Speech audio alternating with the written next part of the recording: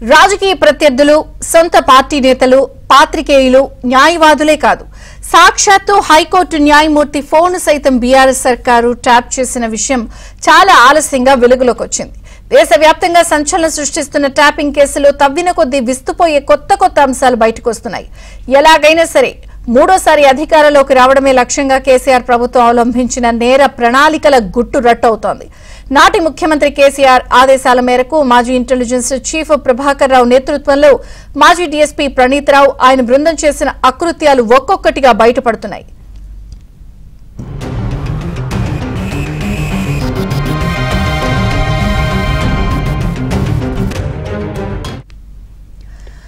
అప్పట్లో తాము తెలంగాణ హైకోర్టు న్యాయమూర్తి జస్టిస్ శరత్ కాజా ఫోన్లను కూడా ట్యాప్ చేసినట్టు ఇంటెలిజెన్స్ అదనపు ఎస్పీ నాయని భుజంగరావు తన నేరాన్ని అంగీకరిస్తూ ఇచ్చిన వాంగ్మూలంలో పేర్కొన్నారు.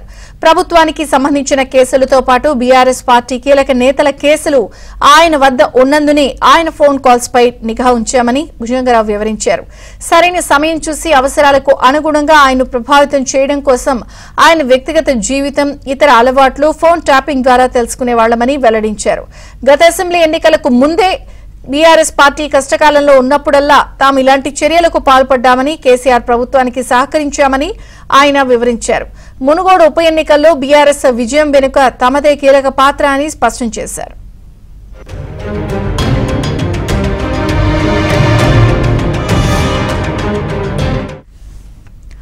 అంతకుముందు జరిగిన దుబ్బాక, హుజూరాబాద్ ఉప ఎన్నికల్లో బీజేపీ గెలిచి ఊపు మీద ఉండడంతో ఆ పార్టీ మునుగోడులోనూ గెలిస్తే ఆ ప్రభావం 2023 అసెంబ్లీ ఎన్నికలపై పడుతుందని కేసీఆర్ భావించారని, అందుకే అక్కడ పార్టీ విజయం కోసం తమను నియమించారని భుజంగరావు వెల్లడించారు. దీంతో తాము బీజేపీ, కాంగ్రెస్ నేతల ఫోన్లపై నిఘా పెట్టి వారికి డబ్బులు అందకుండా అన్ని దారులు మూసేశామని తెలిపారు. గత అసెంబ్లీ ఎన్నికల్లో కామారెడ్డిలో కేసీఆర్ విజయం కోసం చాలా శ్రమించామన్నారు. అక్కడ కాంగ్రెస్ నుంచి పోటీలో ఉన్న రేవంత్ రెడ్డి సోదరుడు కొండలరెడ్డి ఫోన్ను ఆయన కుటుంబ సభ్యుల ఫోన్లను ట్యాప్ చేశామని తెలిపారు. బీజేపీ అభ్యర్థి వెంకటరమణారెడ్డి పైన ప్రత్యేకంగా నిఘా ఉంచామన్నారు. దీనికోసం ప్రణీత్ రావు కేఎంఆర్ పేరుతో వాట్సాప్ గ్రూప్ ప్రారంభించామన్నారు.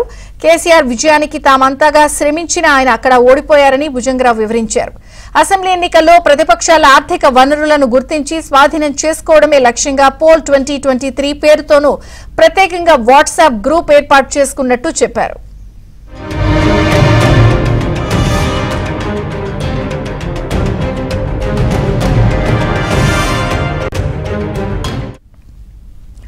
ఎన్నికల ముందు ప్రతిపక్షాల ఆర్థిక వనరులను అడ్డుకోవడంతో పాటు బీఆర్ఎస్ కు భారీగా పార్టీ ఫండ్ సమకూర్చేందుకు తాము సహకరించినట్టు భుజంగరావు వెల్లడించారు. ఇందులో భాగంగా సైబరాబాద్ కమిషనరేట్ పరిధిలో అనేక పోలీస్ కేసుల్లో ప్రమేయం ఉన్న ప్రముఖుల నుంచి విరాళాలు సేకరించినట్టు చెప్పారు. రియల్టర్ సంధ్యా శ్రీధర్రావు 15 కోట్లు విరాళం ఇవ్వగా అందులో 13 కోట్లతో బీఆర్ఎస్ కోసం ఎన్నికల బాండ్లు కొనుగోలు చేయించామని తెలిపారు. యశోద ఆసుపత్రితో పాటు మరో ప్రముఖ ఆసుపత్రి నుంచి అసెంబ్లీ ఎన్నికలకు ముందు బీఆర్ఎస్ కు పెద్ద ఎత్తున party fund అందిందన్నారు.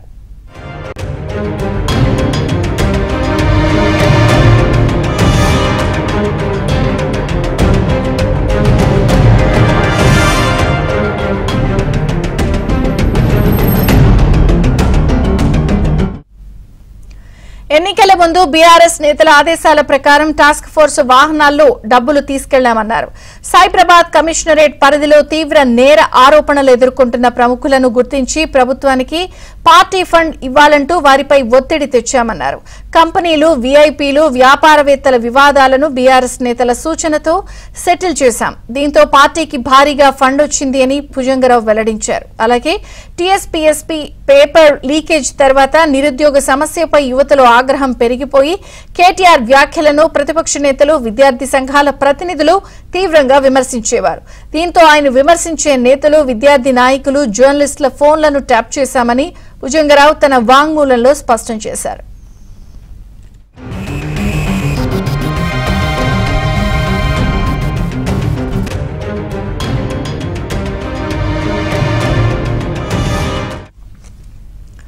Intelligence chief Prabhakar Rao, additional SP Bhujanga Rao ఆదేశాల మేరకే తాము పనిచేసినట్లు ట్యాపింగ్ కేసులో మరో నిందితుడిగా ఉన్న అదనపు ఎస్పీ తిరుపతన్న వెల్లడించారు. కాంగ్రెస్, బీజేపీ నాయకుల డబ్బులు పట్టుకోవడమే ప్రధాన లక్ష్యంగా తనకు పనులు అప్పగించినట్టు ఆయన పేర్కొన్నారు. ఈ మేరకు ఇన్స్పెక్టర్లు గట్టుమల్లు చైతన్య, మల్లికార్జున్ ఆధ్వర్యంలో 10 మంది కానిస్టేబుళ్లు, 10 మంది హెడ్ కానిస్టేబుళ్లతో ప్రత్యేక టీంలను ఏర్పాటు చేసి 3 షిఫ్టుల్లో 24/7 పనిచేసినట్లు తిరుపతన్న వెల్లడించారు. అందుకు అవసరమైన 3 సిస్టమ్స్, 9 లాగర్ రూమ్స్ ను ఏర్పాటు చేసుకున్నామని, నిత్యం 40 మంది ఫోన్లు ట్యాప్ చేసి సమాచారాన్ని సేకరించినట్లు విచారణ అధికారులకు తెలిపారు.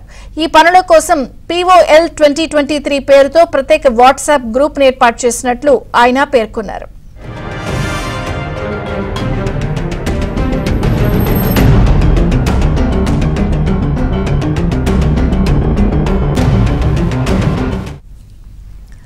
కామారెడ్డి ఎన్నికల కోసం ప్రత్యేక బృందాన్ని ఏర్పాటు చేసుకున్నాము. తనకు అప్పగించిన పనితో పాటు ప్రణీత్ కుమార్ ఇచ్చిన సమాచారం, ప్రభాకర్ రావు ఆదేశాలతో 15 ఆపరేషన్లు నిర్వహించాను అని వివరించారు. అలాగే బీఆర్ఎస్ ప్రత్యర్థులు, కాంగ్రెస్ నాయకులు, ప్రస్తుతం మంత్రులుగా ఉన్న ఉత్తమ్ కుమార్ రెడ్డి, పొంగులేటి శ్రీనివాసరెడ్డి, కోమటిరెడ్డి వెంకటరెడ్డి, రాజగోపాల్ రెడ్డికి సంబంధించిన డబ్బులు కూడా పట్టుకున్నట్లు తిరుపతన్న వెల్లడించారు.